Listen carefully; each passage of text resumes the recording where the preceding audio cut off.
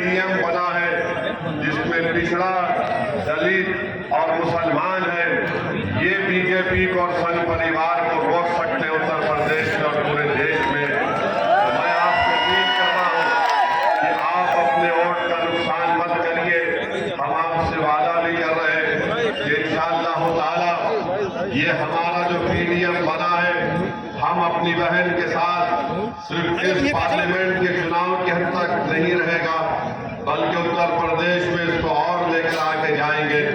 तो आपको बताना जरूरी समझते हैं कि समाजवादी तो नाम लेती है सामाजिक न्याय का, मगर जब सामाजिक न्याय की बात अखिलेश यादव करते हैं तो कभी उनकी जबान से लफ्ज मुसलमान नहीं निकलता। मैं शुक्रगुजार हूँ हमारी बहन पल्लवी पटेल का कि उन्होंने कहा कि मैं लफ्ज मुसलमान इस्तेमाल करूंगी, और उन्होंने कहा कि पीडीएम में एम का मतलब मुसलमान होगा। और आज आप देखते हैं कि जिस बेबाकी के साथ वो इस काज को लेकर आगे बढ़ रही है, हम भी उनके साथ खड़े हैं। और हमारी भी कोशिश ये है कि उत्तर प्रदेश में सही मानों में पिछड़ों को उनका हिस्सा मिले, दलितों को उनका हिस्सा मिले, मुसलमानों को उनका जायज मुकाम मिले। आज उत्तर प्रदेश हो या हमारा वतन अजीज भारत हो, लफ्ज मुसलमान जब आ जाता है सब लोग पीछे हट जाते हैं। आज आप देखते हैं कि कोई लफ्ज मुसलमान का नाम लेने के लिए तैयार नहीं है। बताइए, अगर भारत की जमहूरियत को मजबूत करना है तो यहाँ पर पिछड़े समाज को, हर एक को उनका हक मिलना चाहिए। मगर हम देख रहे हैं कि लोग धोखा खा जाते हैं समाजवादी पार्टी के दिल भरे बातों को सुनकर। मगर चुनाव हो जाता है, उसके बाद अखिलेश यादव को किसी की फिक्र नहीं होती है। मेरी आपसे गुजारिश है, ये पार्लियामेंट का चुनाव भारत की तारीख का एक बहुत अहम और बड़ा ही नाजुक पार्लियामेंट का चुनाव है। आप अपने के वोट का सही इस्तेमाल करिए। और आपके सामने हमारे भाई नरेंद्र सरोज है, ये कैंडिडेट है, इनका इंतखाबी निशान सिंबल एनवलप है। आप उनका वोट, अपना वोट इस्तेमाल करिए, उनको कामयाब करिए।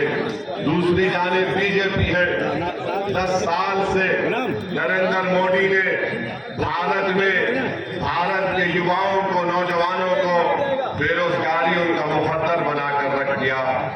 आज रोजगार नहीं दे पाते हैं और नरेंद्र मोदी के पास इसका कोई जवाब नहीं है। महंगाई आसमान को छू रही है।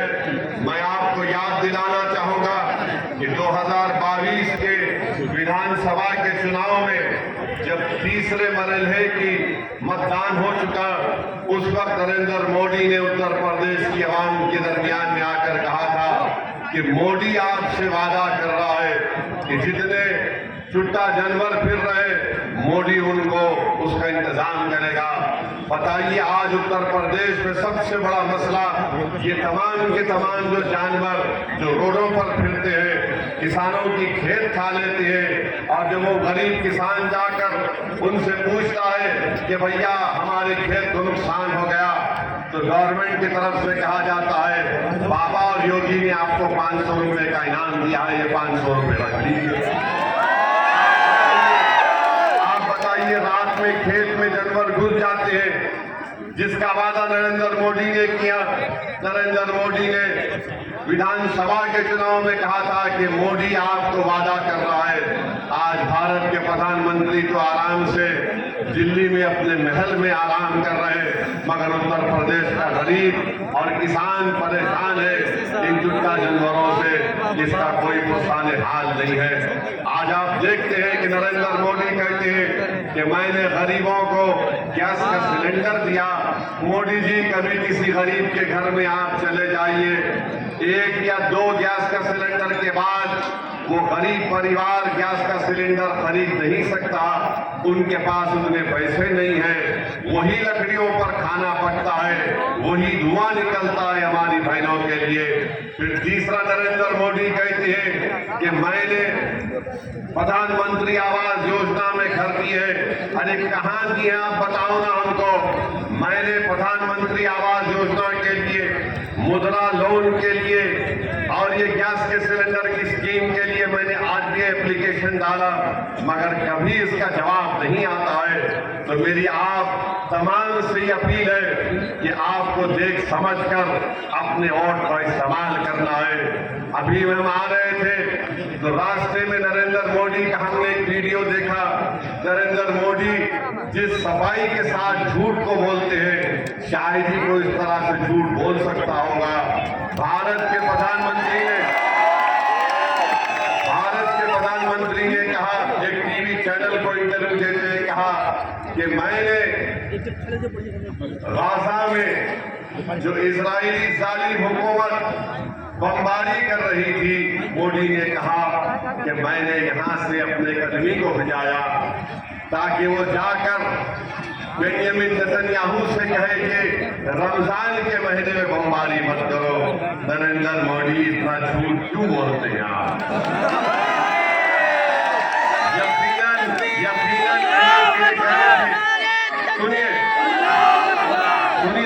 यकीनन एनएसए गए थे, मगर पूरे रमजान में जालिम इजरायलियों ने गाजा के फलस्तीनियों पर बम बरसाते रहे। आज 16,000 बच्चे मर गए नरेंद्र मोदी गाजा में, 15,000 महिला मर चुकी है, 12 लाख आवाम बेघर हो चुकी है। एक नहीं, दो नहीं, करीब 20,000 के करीब बिल्डिंगें इजराइल ने बर्बाद कर दिया। और भारत के प्रधानमंत्री झूठ बोलकर कह रहे कि मैंने भिजाया था इजराइल को। ये मुझे खामखा घेर लेते हैं मुसलमानों के नाम लेकर। मोदी जी, कोई नहीं घेरता, आप घेरने का काम करते हैं, मगर इंशाअल्लाह ताला अब हम आपके घेरे को तोड़कर निकलेंगे इंशाअल्लाह।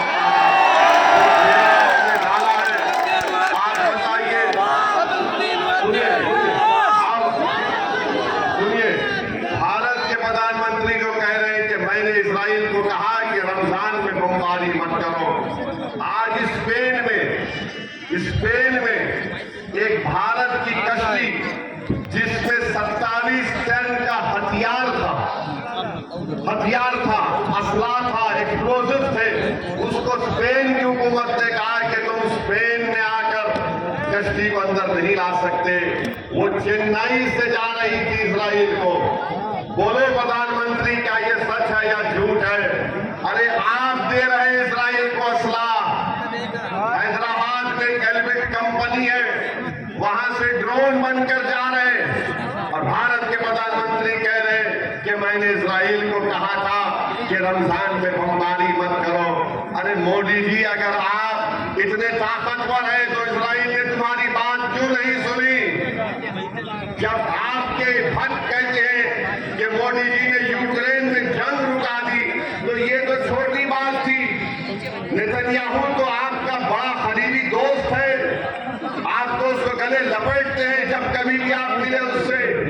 बताओ कितना झूठ आप बोलेंगे मेरे अजीज दोस्तों और बुजुर्गों। फिर भारत के प्रधानमंत्री टीवी के इंटरव्यू में कहते हैं कि यकसा civil code, uniform civil code, मिसाल देते हैं छोटे बच्चों को बिठाकर। मोदी जी,